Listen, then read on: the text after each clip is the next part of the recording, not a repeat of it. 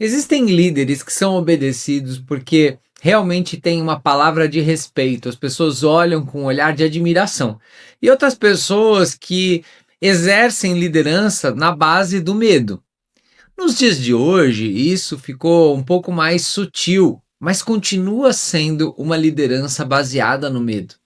O que vale para uma liderança no trabalho, vale para uma liderança em casa, por exemplo, um pai, uma mãe, quando a gente está falando de educação de filhos, ou até mesmo em qualquer outro tipo de relacionamento. Muitas pessoas têm as suas vontades satisfeitas porque o outro tem medo delas. Existem pessoas que acreditam que precisam ser duras, precisam exercer um papel firme, porque senão ninguém vai obedecer. Se eu der chance, não vão me obedecer. Ou ainda outros que acreditam que obedecer é aceitar e fazer aquilo que é passado sem questionar e quase como uma obediência cega. Essa estratégia mais dura e impositiva, ela funciona em determinado aspecto porque as pessoas acabam fazendo o que a pessoa quer. Agora, elas não funcionam porque as pessoas que fazem por má vontade, vão ficar reclamando, vão ficar falando mal e na primeira oportunidade não irão fazer. Por isso, a gente precisa separar muito ser assertivo de ser agressivo.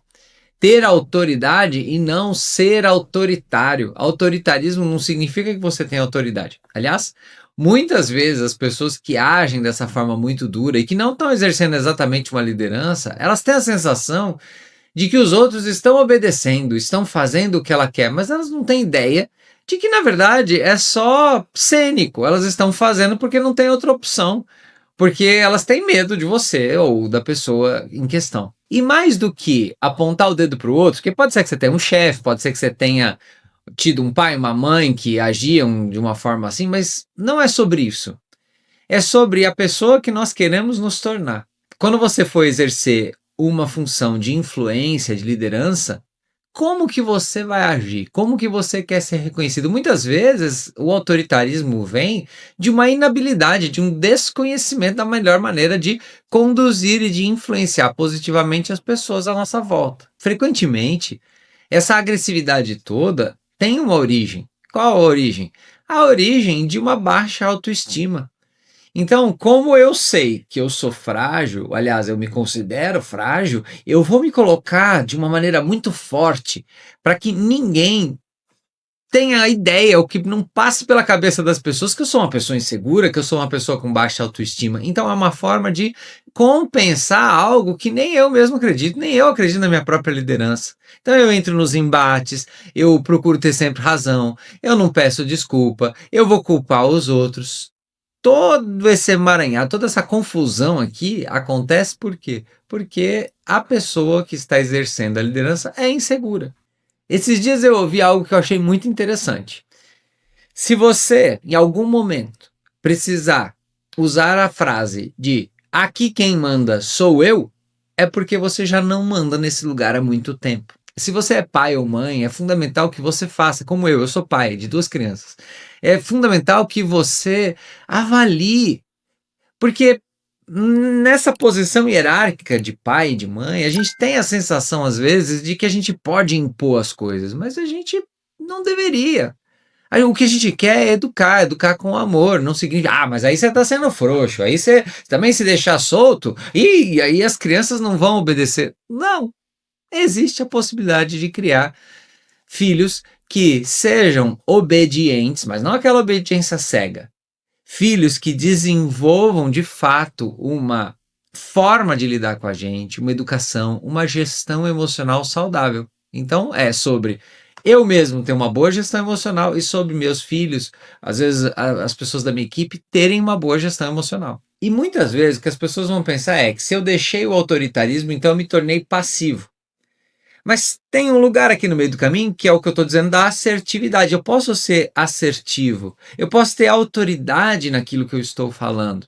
Para isso, eu preciso comunicar os meus sentimentos, as minhas emoções, as minhas necessidades de uma maneira clara, de uma maneira firme, de uma maneira respeitosa. Nesse lugar, eu aceito receber críticas, eu ouço as críticas e eu filtro. Eu não vou me defender de uma maneira desesperada, eu não vou ficar acuado como se eu fosse um animal num canto ali, correndo muito perigo. Eu não vou ficar dando explicações em excesso sobre o porquê não.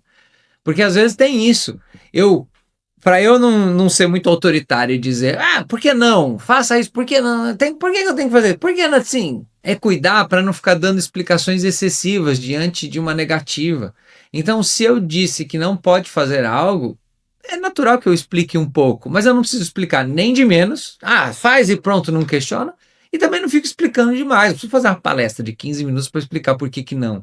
Tem um meio termo, que é o lugar da autoridade, é o lugar da assertividade. Além da baixa autoestima, muitas vezes a gente não tem uma autopercepção sobre as nossas incoerências. A gente quer que o outro faça algo que na prática, no dia a dia, a gente não faz. E às vezes a gente está tão perdido de nós mesmos que a gente nem percebe que a gente não faz. A gente tem certeza de que a gente está sendo coerente. Pode ser que as pessoas não estejam te obedecendo e fazendo o que você quer, porque elas olham para o que você fala, mas não veem coerência com aquilo que você é e com aquilo que você faz. Outras vezes, as pessoas não estão fazendo o que você quer por uma questão de comunicação. Você acha que ficou muito claro o que é que tinha que ser feito, mas não estava claro. Você acha que você foi muito específico, mas as palavras que você usou foram genéricas.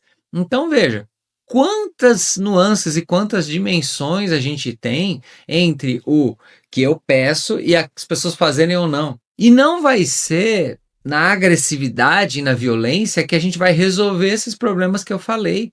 Se existe uma questão de autoestima, se existe um problema de comunicação, se existe um problema de incoerência naquilo que você está fazendo, não vai ser com muita ou pouca agressividade que essas três coisas vão se resolver. Então, o que a gente tem que fazer? Ter um bom momento para parar, ouvir as críticas que chegam até nós e também a gente se perceber nesses três pontos. Como que a gente está?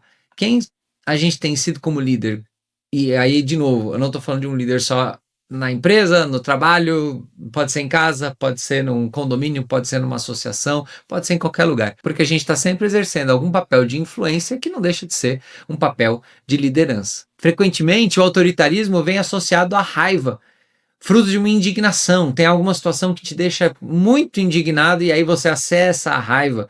E por não saber como lidar com ela, não saber o que fazer, como resolver, a gente acaba sendo autoritário. Por isso você precisa dominar a raiva, não no sentido de controle, mas no sentido de gestão e entender que existem muitas possibilidades de raiva e muitas formas de lidar com ela. Você vai descobrir tudo isso aqui, nesse vídeo. Clica, a gente se vê lá. Grande beijo, grande abraço. Tchau, tchau.